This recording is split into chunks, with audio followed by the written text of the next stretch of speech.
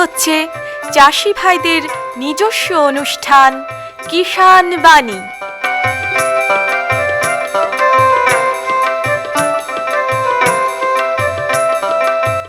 কৃষি, মাছ চাষ, প্রাণী সম্পদ উন্নয়ন, সমবায়, ফল চাষ, কৃষি প্রযুক্তি, পলুপালন, গ্রামোন্নয়ন এ সব কিছু জানতে শুনুন কিষাণ বাণী।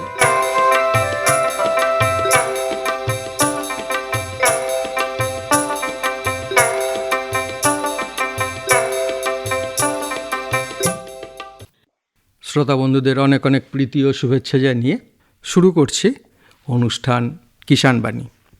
বন্ধুরা, আমরা যারা চাষবাসের সঙ্গে যুক্ত আছি বা আমরা যারা চাষবাস করছি, প্রত্যেকেরই একটা ইচ্ছা থাকে যে ফসলটা লাগাই বা ফসল যে লাগালাম আমার কাঙ্ক্ষিত অনুযায়ী ফলনটা পাবো।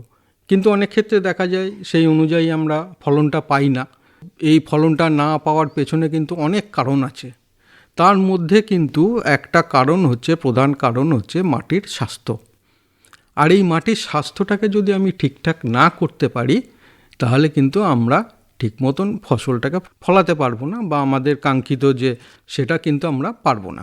যারা রেডিও শোনেন তারা মাঝে মাঝে শুনতে পান এখন যে প্রাকৃতিক চাষ বা প্রাকৃতিক কৃষি, মাটির স্বাস্থ্যটাকে রক্ষার বিষয়ে প্রাকৃতিক কৃষির কি ভূমিকা রয়েছে, এই বিষয়ে আজকে আমরা আলোচনা করব। আর এই বিষয়ে আলোচনার জন্য আমরা পেয়েছি সারগাছি রামকৃষ্ণ মিশন আশ্রমে অবস্থিত ধান্যগঙ্গা কৃষি বিজ্ঞান কেন্দ্রের programme assistant cum laboratory technician doctor Samrat অধিকারীকে।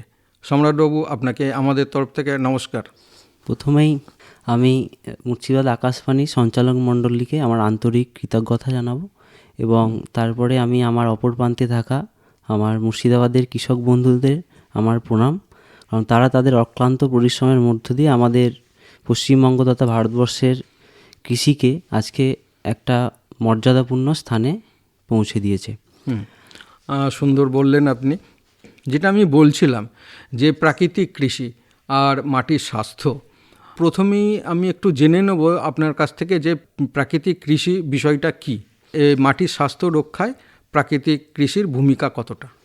প্রাকৃতিক কৃষি বা ন্যাচারাল ফার্মিং, এটা আমাদের ভারতবর্ষে প্রথম এই সম্পর্কে আলোকপাত করেছিলেন আমাদের কৃষি বিজ্ঞানী একজন তথা একজন ফিলোসফার, দার্শনিক, সেটা হচ্ছে সুভাষ পালেকার। তারপরে আমাদের এই প্রাকৃতিক কৃষিটা আমাদের মধ্যে আস্তে আস্তে প্রচলিত হতে এখন শুরু করেছে এবং এই প্রাকৃতিক চাষ হলো সম্পূর্ণরূপে রাসায়নিক বর্জিত চাষ পদ্ধতি, যেখানে আমরা প্রাকৃতিক উপাদানগুলিকে সম্পূর্ণভাবে ব্যবহার করতে পারি। সাধারণভাবে পরিবেশ, প্রাণ ও প্রকৃতির মধ্যে এক সমন্বয় ঘটিয়ে আমরা বহমান কৃষিকে আরও ভালোভাবে কিভাবে চালিয়ে নিয়ে যেতে পারি তারই প্রতিরূপ হলো আমাদের প্রাকৃতিক কৃষি। এই প্রাকৃতিক কৃষির সম্পর্কে প্রথমেই বলতে গেলে আমাদের আগে মাথায় রাখতে হবে যে আমাদের যে পরিবেশের যে উপাদানগুলোকে, সেগুলোই আমরা কিভাবে আমাদের দৈনন্দিন যে কৃষিকাজে ব্যবহার করতে পারব। সেই প্রাকৃতিক কৃষির প্রধান 4টি স্তম্ভ আছে। এই 4টি স্তম্ভ হলো, প্রথম হচ্ছে আমাদের বীজামৃত, জীবামৃত, আচ্ছাদন অ্যান্ড ওয়াস্পা। এবার যদি আমি সোজা ভাষায় প্রত্যেকটা জিনিসকে আমি ভেঙে বলি তাহলে প্রথমে আসবো বীজামৃত। এই বীজামৃত হচ্ছে যখন আমরা কোনো ফসল মাঠে চাষের জন্য যাই তখন প্রথমে আগে আমাদের বীজটাকে শোধন করে নিতে হয়। সেই বীজ শোধন যেমন আমরা করি, সেরকম বীজ শোধনের একটা জৈবিক পদ্ধতি বা প্রাকৃতিক পদ্ধতি হচ্ছে আমাদের এই বীজামৃত পদ্ধতি। এখন তো আমরা যে বীজ শোধন যেটা করি সেটা তো রাসায়নিকের মাধ্যমেই করি আমরা। হ্যাঁ, কিন্তু এই রাসায়নিক যে আমরা যে ওষুধ বা যেটাই বলুন ব্যবহার করি, তার কিন্তু আমাদের পরিবেশের সাথে কিন্তু তার বিরূপ প্রতিক্রিয়া অনেক সৃষ্টি হচ্ছে। যার জন্য কি হচ্ছে, আমাদের মাটির মধ্যে থাকা বা বীজের গায়ে লুকিয়ে থাকা যে উপকারী জীবাণু যেগুলো থাকে সেগুলো কিন্তু আস্তে আস্তে লোপ পাচ্ছে। যার জন্য কি হচ্ছে, মাটির যে নিজের স্বকীয় ক্ষমতা সেটা কিন্তু মাটি আস্তে আস্তে হারিয়ে ফেলছে। তাই কিন্তু আমরা যখন বীজামৃত ব্যবহার করব প্রাকৃতিকভাবে, সেখানে আমরা আমাদের যে জিনিসগুলো ব্যবহার করব সেগুলো আমাদের কিন্তু কোনো রকমভাবে বাইরের থেকে আমরা ব্যবহার করব না। আমাদের লোকাল বা আমাদের আশেপাশের যে দেশি গরুর গোবর, সেই গোমূত্র এবং তার সাথে সামান্য চুন এবং জল মিশিয়ে আমরা সেটাকে করব। এবার যদি সঠিকভাবে আমি পদ্ধতিটাকে বলি, তাহলে আমি 100 কেজি বীজের জন্য 5 কেজি গোবর এবং 20 লিটার জল এবং 5 লিটার গোমূত্র, সাথে 50 গ্রাম মতো প্রাকৃতিক কৃষি চুন, যেটা আমি ব্যবহার করব। এই বীজামৃত তৈরির পর মাধ্যমে যখন তৈরি হয়ে যাবে, সেটা আমি 100 কেজি বীজের জন্য আমি কিন্তু এটাকে বীজ শোধনের জন্য আমি কাজে লাগাতে পারি। এবার এটা ব্যবহার করলে কি হবে, আমাদের এই বীজামৃতের মেন উদ্দেশ্য হলো এর মাধ্যমে যে বীজের গায়ে লুকিয়ে থাকা যে বিভিন্ন রকমের ছত্রাক ঘটিত রোগ থাকে, সেগুলো সম্পূর্ণরূপে নিরাময় হবে এবং সাথে আমাদের যে বীজের মধ্যে যে বিভিন্ন রকমের উদ্ভিদ বৃদ্ধিকারী হরমোনগুলো থাকে, যেমন indole acetic acid, indole butyric acid, তারপরে আমাদের জিব্বারেলিন হরমোন, সেগুলোর কিন্তু পরিমাণ অনেকাংশে গাছ যখন অঙ্কুরোদ্গম হবে সেগুলো কিন্তু অনেকাংশে তৈরি হবে গাছের মধ্যে খুব সহজে, যেটা কিন্তু আমাদের এই রাসায়নিক ওষুধ বা মাধ্যমে যে আমরা বীজ শোধন করে থাকি বা ফসলের টিকাকরণ যেটাই বলুন, সেটা কিন্তু অনেকটা থেকে এটা কিন্তু অনেক আমাদের পরিবেশের সাথে সামঞ্জস্য। এবং মাটির স্বাস্থ্যটা তো অনেকটা। এরপরে আমার যে মাটির স্বাস্থ্যের জন্য যেটা নেক্সট আমাদের দ্বিতীয় ধাপ হচ্ছে জীবামৃত। বীজামৃত যেটা তৈরি করতে বললেন, যে কত লিটার গোমূত্র লাগবে বা গোবর লাগবে, এটা কি আমি যখন বীজ শোধন করব সেই সময় তৈরি করব, না এটা আমি তৈরি করে রেখে দিতে পারবো? এটা যেহেতু এটা আমাদের জৈবিক পদ্ধতি বা প্রাকৃতিক, তো এর নির্দিষ্ট একটা সময়ের মধ্যে এটাকে ব্যবহার করে ফেলতে হবে। আমি যদি এটাকে 2-3 দিনের মধ্যে ব্যবহার না করি, তাহলে কিন্তু এর যে কার্যক্ষমতা সেটা লোপ পাবে। সেজন্য আমি আগের দিন বানিয়ে ফেলবো, পরের দিন সেটা ব্যবহার করারই চেষ্টা করব। এটা আরও একবার যদি আমাদের বলে দেন যে কিভাবে বীজামৃত তৈরির জন্য আমাদের খুব সোজা, কারণ আমাদের দেশি প্রজাতির যে আমাদের যেগুলো আমরা গরু পালনের যারা যুক্ত চাষি ভাইরা তারা জানবেন, সেই দেশি গরুর গোবরটাকে আমাদের ব্যবহার করতে হবে। এখানে এবার প্রশ্ন আসতে পারে, কেন দেশি প্রজাতির গরুর কেন? কারণ এটা দেখা গেছে বৈজ্ঞানিকভাবে যে দেশি প্রজাতির যে জার্সি বা বিভিন্ন রকমের বাকি গরুগুলোর তুলনায় দেশি প্রজাতির গরুর মধ্যে উপকারী যে জীবাণুর সংখ্যা সেটা কিন্তু অনেকটাই বেশি। সেই উপকারী জীবাণুগুলো আমাদের কিন্তু চাষবাসে অনেকাংশ উপকার করবে।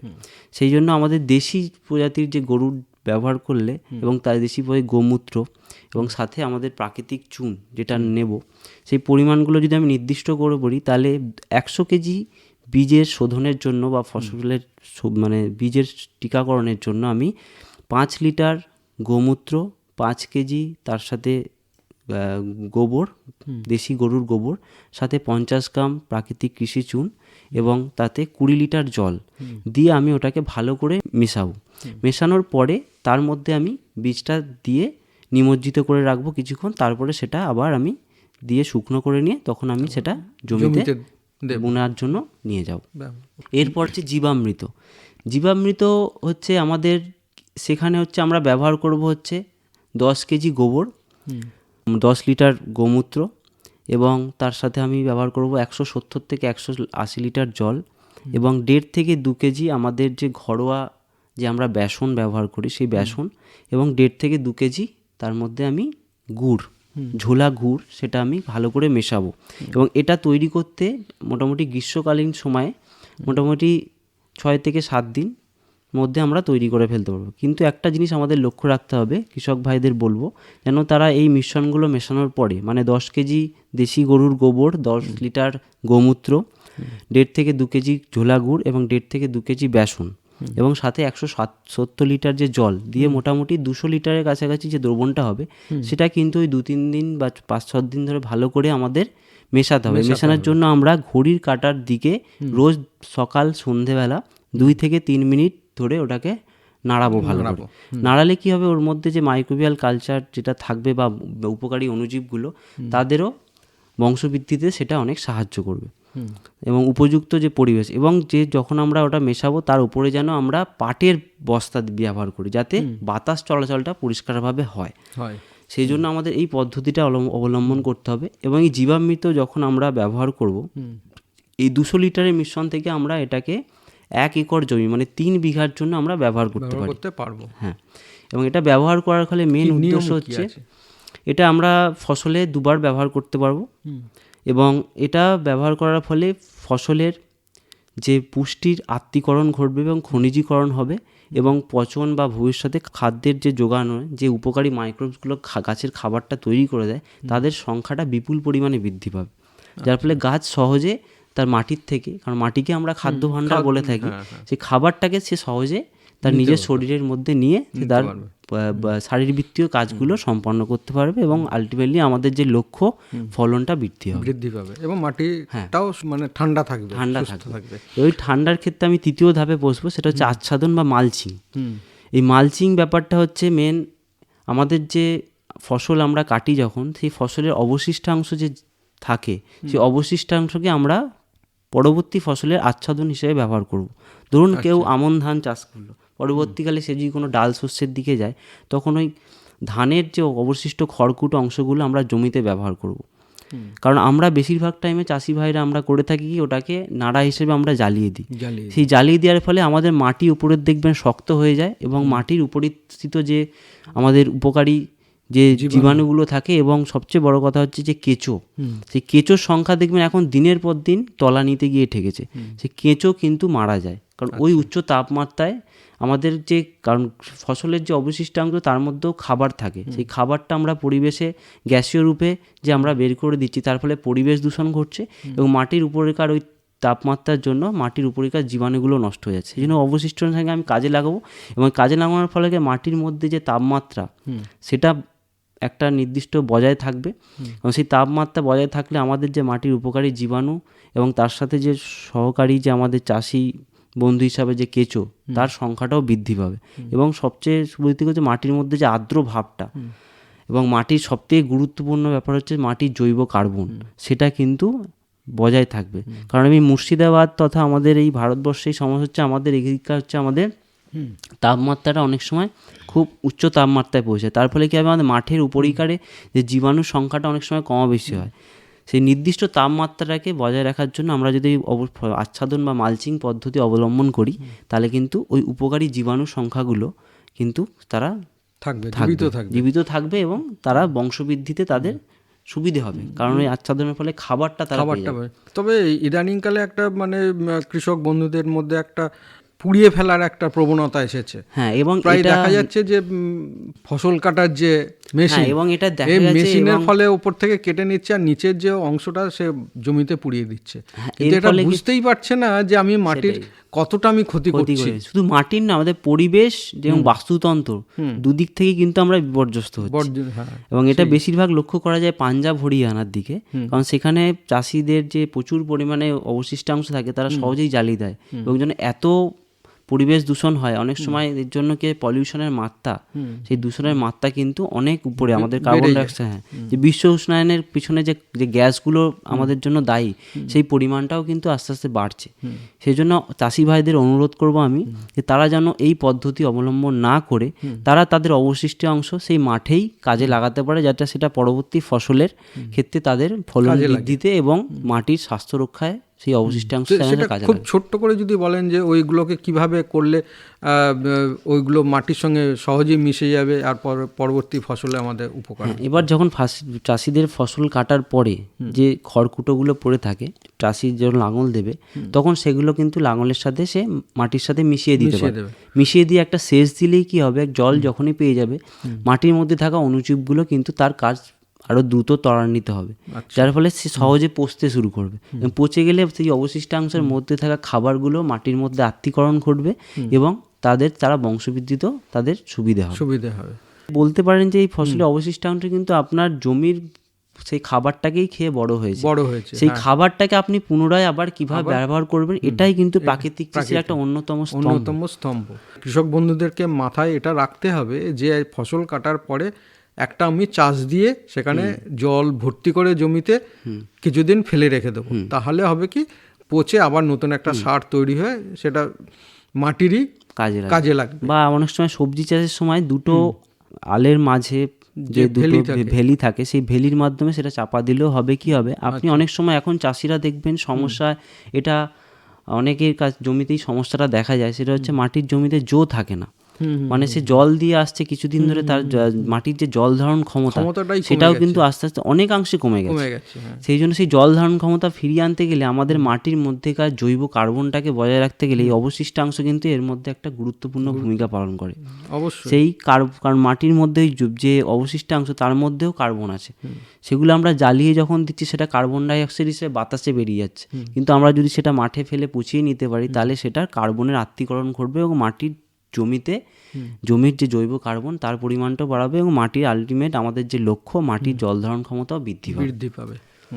এবার লাস্ট যে এটা হচ্ছে ওয়াসপা বলি, যেটা হচ্ছে মাটির মধ্যে সয়েল ময়েশ্চার বা আমরা মাটির আর্দ্রতা ভাবটা বা যে মাটির মধ্যে বাতাসের যে সেই ব্যাপারটা আমাদের মেনটেন করতে হবে। অনেক সময় আমাদের কী হয়, মাটির মধ্যে মাটি অনেক সময় টাইট হয়ে যায়। সেই মাটির মধ্যে টাইট থাকলে কী হয়, কারণ মাটির মধ্যে অনেক জীবাণু থাকে যারাও কিন্তু ওই মাটির মধ্যে থাকা অক্সিজেন নিয়ে তারা কিন্তু তাদের কাজগুলো শারীরবৃত্তীয় করে। মানে আমাদের যদি জীবাণু দেখা যায় কিছু অক্সিজেনের উপস্থিতিতে বাঁচতে পারে, অনুপস্থিতিতে, আবার কিছু উপস্থিতিতে তারা তাদের কার্যক্ষমতাটা সম্পূর্ণ করে। যেগুলো আমরা যে সারগুলো ব্যবহার করে থাকি সেগুলো ভাঙতে কিন্তু এই উপকারী জীবাণুগুলোর খুবই দরকার। আর মাটির মধ্যে আমরা যখন বিভিন্ন ধরনের ইউরিয়া, ফসফেট, পটাশ বিভিন্ন সার ব্যবহার করি, কিন্তু আলটিমেট মাটির মধ্যে থাকা উপকারী যে জীবাণুগুলো, যেমন নাইট্রোজেন সলিবিলাইজিং বা নাইট্রোজেন দমনকারী ব্যাকটেরিয়া, ফসফেট দমনকারী ব্যাকটেরিয়া, পটাশ দমনকারী ব্যাকটেরিয়া, অনুখাদ্য বিভিন্ন ধরনের জিঙ্ক সলিবিলাইজিং ব্যাকটেরিয়া, এই যে ব্যাকটেরিয়াগুলো থাকে সেই ব্যাকটেরিয়াগুলো কিন্তু অনেক সময় অক্সিজেনের দরকার হয়। সেই জন্য মাটির মধ্যে থাকা এই অক্সিজেনটাকে আমাদের বজায় রাখার জন্য সেই জন্য আমাদের কিন্তু মাটির মধ্যে যাতে বাতাস চলাচলটা ঠিকভাবে থাকে সেটাও খেয়াল রাখতে হবে। তো এই 4টে ধাপ যেটা বললাম, বীজামৃত, জীবামৃত, আচ্ছাদন এবং ওয়াসপা, মানে মাটির বাতাস চলাচল, এই 4টে পদ্ধতি যদি আমরা অবলম্বন করি এবং আরেকটা সর্বোপরি যেটা বলবো যেটা হচ্ছে যতটা সম্ভব কম কর্ষণে চাষ করা যায়। আচ্ছা। কারণ যখনই আমরা বেশি কর্ষণ করি তখন কী হয়, মাটির উপরিক্ত যে উর্বর মাটিটা সেটা খুব লুজ হয়ে গেলে কী হবে, আমাদের অনেক সময় বৃষ্টির জলের সাথে ধুয়ে সেটা বেরিয়ে যায়। যে অতিরিক্ত কর্ষণের ফলে কিন্তু আমাদের অনেক সময় ভিতরের খাবারগুলো গ্যাসীয় ফর্মে পচনের মাধ্যমে বেরিয়ে যায়। সেজন্য যতটুকু আমাদের দরকার ততটুকু মাটির জমিটাকে আমরা কর্ষণের জন্য ব্যবহার করব। তো 4টে ধাপ আমরা তো আলোচনা করলামই। কৃষক বন্ধুরা চিন্তা ভাবনা করবেন যে প্রাকৃতিক উপায়ে আমরা কিভাবে চাষবাস করব। এই 4টে যদি পদ্ধতি আপনারা মেনে চলেন, তো মেনে চললে তবেই আমরা আমাদের কাঙ্ক্ষিত যে ফসল বা আমাদের মাটির যে স্বাস্থ্য, আর একটা সর্বোপরি আমি যেটা বলবো চাষি ভাইদের, আমরা এখন হয়তো খাদ্য উৎপাদনের দিক থেকে ভারতবর্ষ আজকে নিজস্ব একটা জায়গায় পৌঁছেছে, কিন্তু আমাদের এখন দৈনন্দিন জীবনে যেভাবে মানুষ তথা আমাদের পশু পাখি যেভাবে বিভিন্ন রকমের রোগের মধ্যে আমরা আক্রান্ত হচ্ছি, সেই দিকটা তো আমাদের একটু খেয়াল রাখতে হবে। কারণ উৎপাদনের সাথে সাথে পরিমাণ এবং গুণগত মান, এই জায়গাটা আমি চাষিদেরকে বারবার অনুরোধ করব, গুণগত মানের ব্যাপারটা আপনাদের একটু সচেতন হতে হবে। কারণ আমাদের এখন দেখবেন আপনাদের ঘরে ঘরে বিভিন্ন অল্প বয়সী বাচ্চাদেরও বিভিন্ন ধরনের রোগ নাড়া আসছে। সেই জিনিসগুলো কিন্তু আমাদের আস্তে আস্তে দূরে হতে গেলে, কারণ আপনি একটা জিনিস মনে রাখবেন, চাষি ভাইদেরকে অনুরোধ করব, কারণ আপনার জমির ফসলটা কিন্তু কত মানুষ তার মুখের খাবার হিসাবে তুলছে সেটা আপনিও জানেন না। সেই জন্য আপনার একটু ভুল কিন্তু একটা বড় ভবিষ্যতে কিন্তু আমাদের বিপদের সম্মুখীন করতে পারে। সেজন্য আপনাদের অনুরোধ করব, হয়তো প্রাকৃতিক কৃষি একটা হচ্ছে এমন একটা ব্যবস্থা যেটা হচ্ছে ধৈর্যশীল এবং হচ্ছে সময় সাপেক্ষ, দীর্ঘস্থায়ী একটা ব্যবস্থা।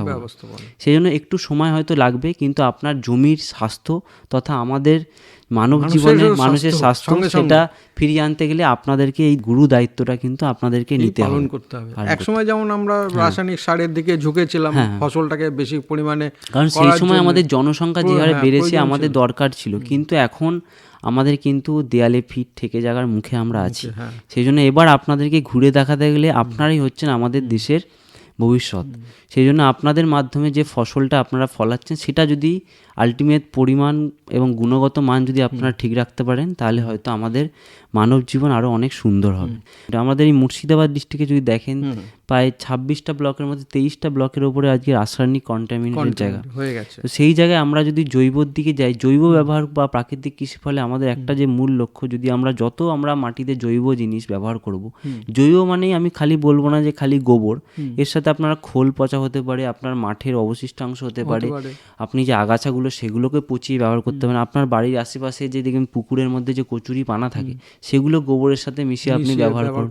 এই জৈব যত ব্যবহার করবেন মাটিতে বিভিন্ন রকমের যে অনুখাদ্যের ঘাটতিগুলো সেগুলোও পূরণ হবে এবং মাটির যে জৈব ক্ষমতা, কারণ মাটির 3 রকমের যে ধর্ম, ভৌত ধর্ম, রাসায়নিক ধর্ম, জৈবিক ধর্ম, সেই জৈবিক ধর্ম ব্যাপারটা অনেকাংশে এখন লোপ পেয়েছে। তার জন্য আমাদের এখন ফসলের মধ্যে খরচাটাও বেড়ে গেছে, বিভিন্ন রকমের রোগ পোকামাকড় আক্রমণটাও বেড়ে গেছে। কারণ কি হচ্ছে, মাটির মধ্যে থাকা উপকারী জীবাণুর সংখ্যা কমছে, তার জন্য অপকারীগুলো বাড়ছে।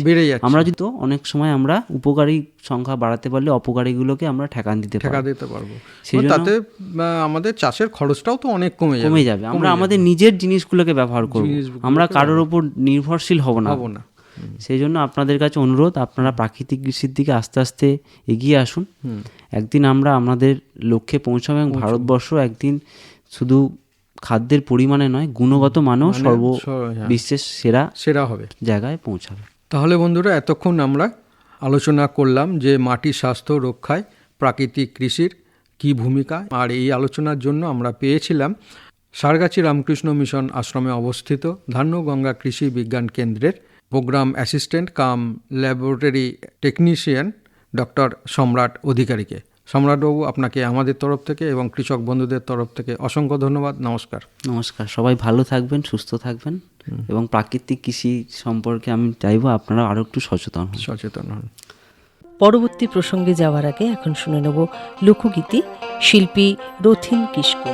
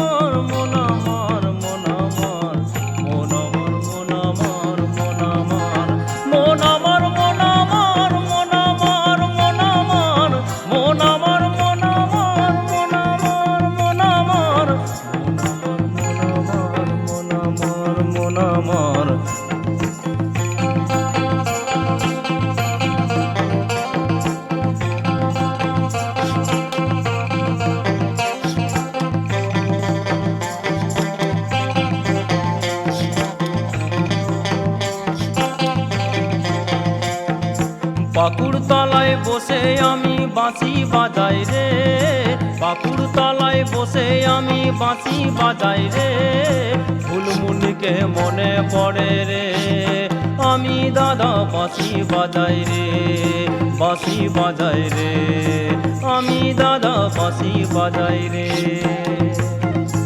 আমি দাদা বাঁশি বাজাই রে, বাঁশি বাজাই রে।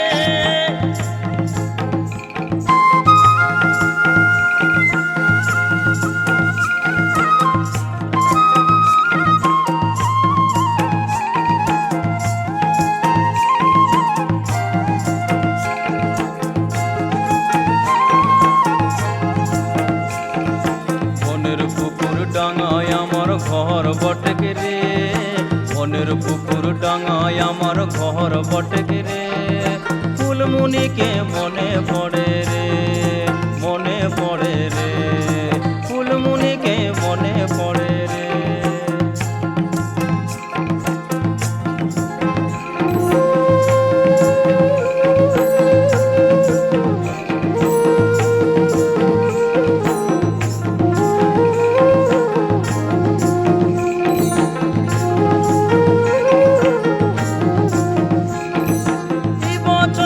জল হলো যে ঘরকে চাল